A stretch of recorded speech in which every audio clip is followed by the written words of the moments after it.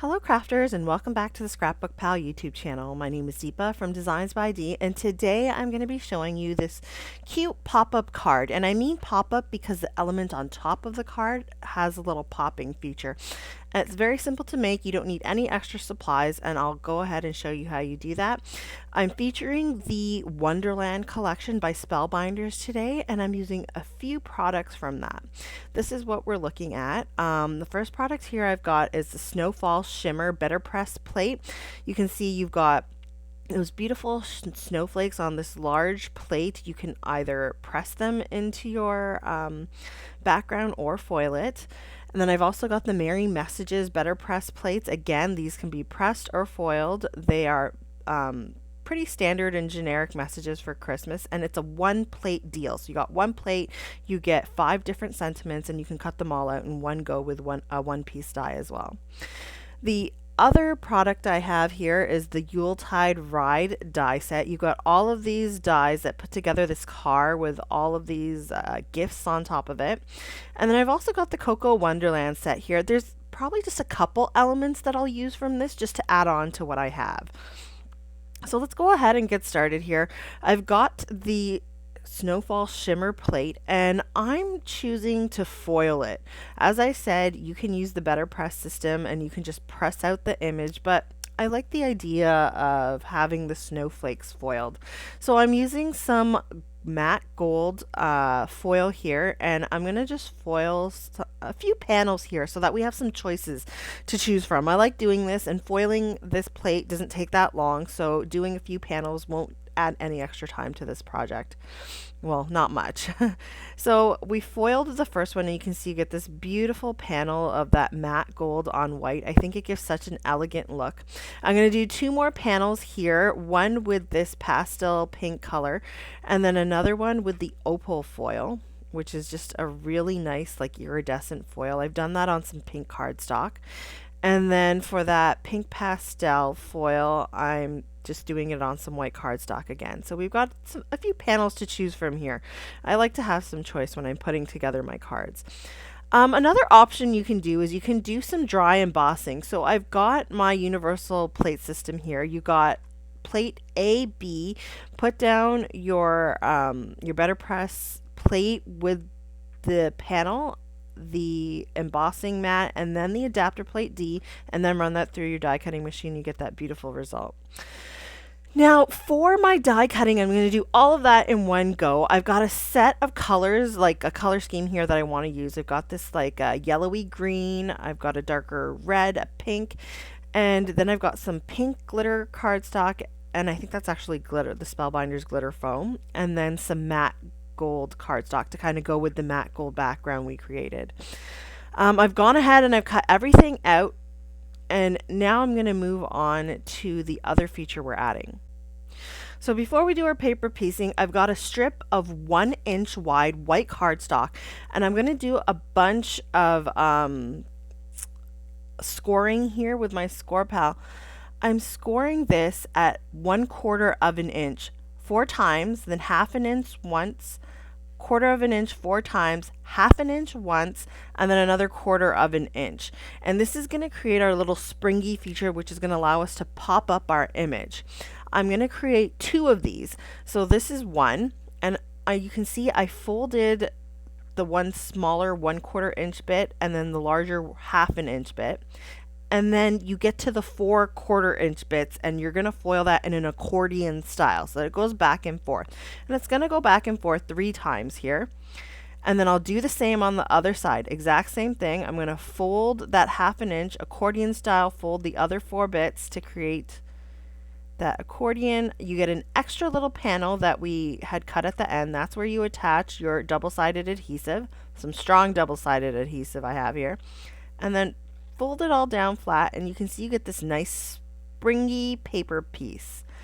Now, if you want your image not to pop off so much, instead of creating 4 of those 1/4 inch spaces, create 3 of them or 2 of them. And that's how you can kind of vary the amount of pop-up that you get. But keep in mind, since it has that springy feature, you can press it down flat and put it in an envelope for mailing if needed. So we'll get more to the die cutting and paper piecing and everything in a minute. First thing I want to do is get my sentiments. So again, I'm going to foil these in the matte gold because I think I'm probably going to use that one. I'm not 100% sure, but I think this is the best bet here because the matte gold creates like, it creates a bit of a sheen, but you can still see what's written, and I like that. So I'm gone ahead and I've foiled that, and I'm going to cut everything out with the one piece die. I love sets like this because you get a bunch of sentiments in one go. So I've got 5 here. I'm going to use one of them, and then I can use the other 4 for another project. So moving on, I'm going to keep the backgrounds and the sentiments aside for when we put our card together. And right now I'm going to start doing my paper piecing. So I didn't explain too much about how I cut everything out because I mean it's pretty simple. You use your die cutting machine, cut everything out, cut the colors that you want. I recommend choosing choose a color scheme that you're gonna like. And you'll notice I used a color scheme that was similar to the packaging here. I don't have like a dark green, but I've gone with the red and the pink and the light green.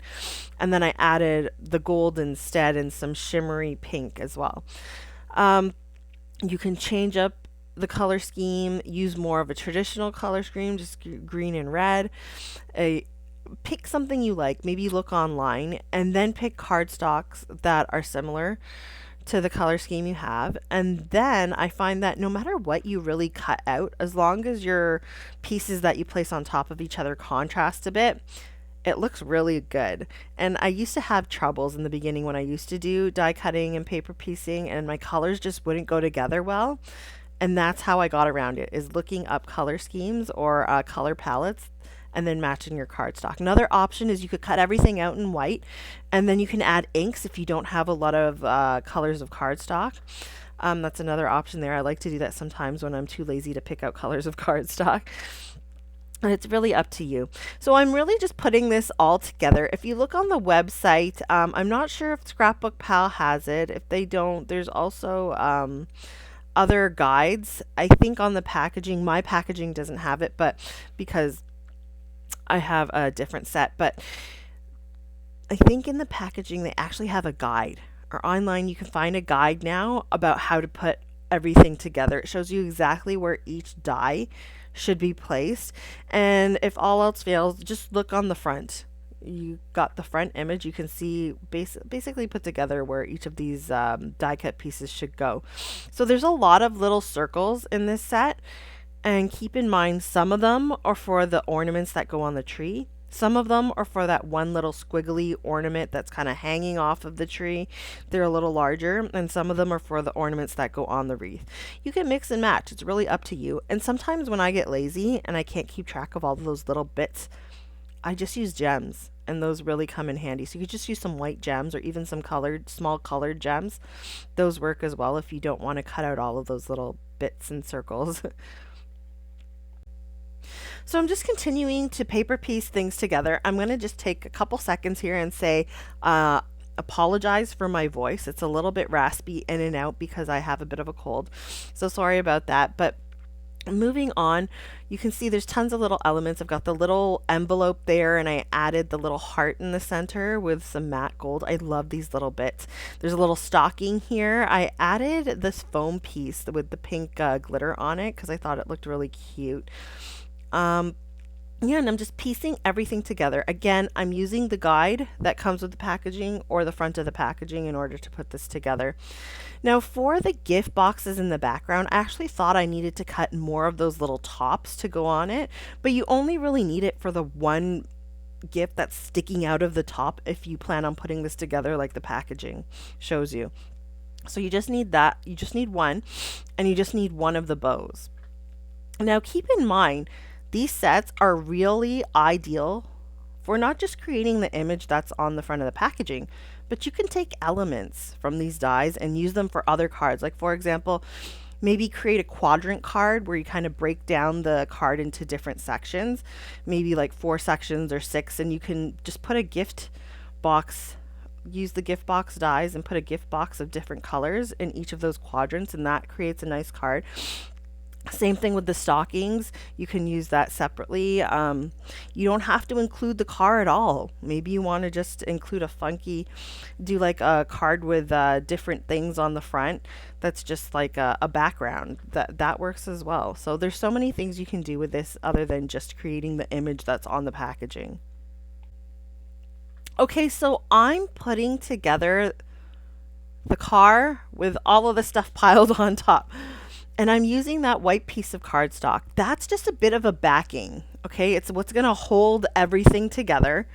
And I did that because we're creating that spring feature, right? So it needs something to kind of keep that entire die cut piece together so that it can spring up and down.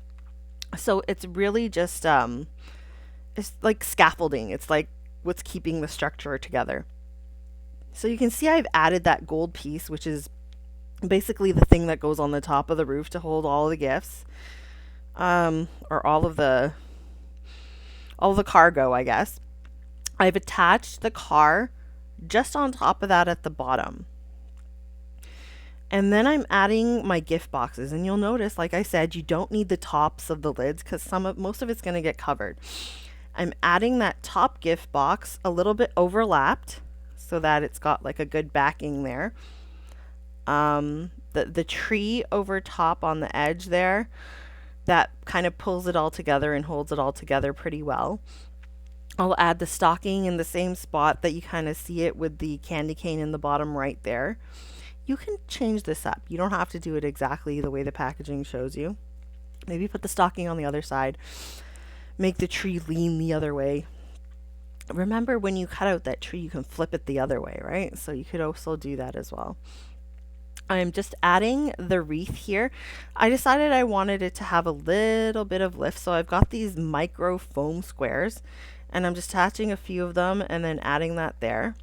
Everything that I've used in this video is going to be linked in the description below, including those micro squares, which really come in handy, and they last a long time. Like, this is the first pack I bought over maybe 5 years. It's lasted me a long time. And then I'm going to continue to build up my image here. So I put down my stocking. I probably should have put down the candy cane first so that it tucks in behind. I've got the little envelope, so I'm kind of experimenting. Should I put it elsewhere instead of where it shows me on the image? And I did. I changed it just a little bit. That's what makes makes these cards unique in yours. Now, I also want to mention I'm using Barely Arts ink here. It's linked in the description below. Sorry, not ink, glue. I like it because it's got a nice fine tip. You can see mine's kind of running over the edge. Mine's a little bit old, but it's pretty runny at first, and then it gets tacky. So I like that there's that time where you can move things around before it really sticks down permanently. So that's why I like using this glue. You can see I'm adding that little squiggly bit off of the tree, but behind the wreath, so that it kind of hangs off and sticks out on the left side, kind of like the image. And you can see this little ornament that I'm adding here. So that's the one thing that I took from the Coco Wonderland set. I didn't really use any of the other dies from there, but you can mix and match if you wanted to. You could do that as well. So that's what I did here, and I decided to just add another feature. I love adding realistic features or things that kind of change up the look of the item. So I've got some DMC gold thread here, and I'm just adding this onto the ornament. And you can see I'm just tying a little bow there in the top, and I'm going to cut off a bit of the overhanging ends, but kind of have them scraggling there a bit to just create another element of texture on my card. Okay, now I'm going to go ahead and put this together on my card base here. It's just an A4 size card base. Now I'm looking at the different backgrounds and seeing how they look with this die cut image here. And I think I'm going to go with the matte gold foil background. Now I do like that embossed one, the dry embossed one, because I feel like the colors really pop on the white. However, my heart was set on the foil, so I went with the matte gold background. I cut it down. I cut a 1/4 inch on the top and the side, so I get a 1/8 of an inch border around. Now I am going to add my sentiment. So I chose the Warm Winter Wishes sentiment. I thought that the font of it on it was really nice. So I'm using a foam strip and I'm only going to add it on half of the sentiment here because that's the only part that's going to attach to my image. And it's going to hang off the side just a little bit there. So I'll go and add it between the car and all of the stuff that's on top. Covers up the stocking just a little bit, but that's okay. Then I've got the two springs. Now you'll notice that this one's a little small. I cut one of them in half so that it would fit on the car without showing through. And then the second large one I kept on the top there. So I added some strong double-sided adhesive to both of the half-inch sides so that I could attach it. I'll line this up in the center of the card and then I'll just squeeze it down, press it down so that it permanently attaches to our card there. And wow, look at all that dimension. Now, as I mentioned, you can press this down and put it in an envelope, so there's no issue there. It pops up for this card pretty a lot, and I like that. If you don't like it, as I mentioned, when we're scoring our spring piece, instead of having 4 1/4 sections, make it 3 or 2, so that it doesn't pop off as much if you don't want that much dimension. Also, keep in mind, this dimension I think is just enough. Don't go any bigger than this. The card does stand up just right, and it's not so much that it's going to topple over, but I think if I went a bit larger, it would do so. So now I'm just adding some bling to this. I've got some Pink Forest Studio clear iridescent drops here. I'm just adding some to the background and some small ones to the die cut image on the present there and on the car. And that's my card for today. So I hope you guys enjoyed this video. You like my color scheme and you might want to add those springy bits to your cards too. Everything I've used is linked in the description below, and if you haven't already, please subscribe to the ScrapbookPal YouTube channel and hit the notification bell to be notified of future videos. Thanks guys. See you next time. Bye.